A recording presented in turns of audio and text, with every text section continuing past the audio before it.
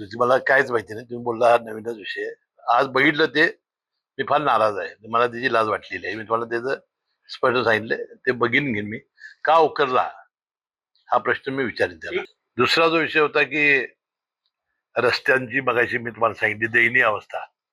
खरोखर आता जो मी सुरतवरून आलो, हा नागपूरचा रस्ता ज्या रस्त्याने आलो, तर आमच्या विभागामध्ये म्हणजे गुजरात सोडल्याबरोबर आपल्या फारच खराब रस्ता आहे. त्यानंतर आम्ही त्या ह्याला गेलो श्रावणीला, तोही रस्ता खराब आहे. म्हणजे असे खराब रस्ते आणि आपल्याला रस्त्याचा जर काही दर्जा चांगला नसेल, आपण लोकप्रतिनिधी जर तिकडं चांगल्या पद्धतीने बघणार नसू तर आपल्या जिल्ह्याचा विकास होणार नाही.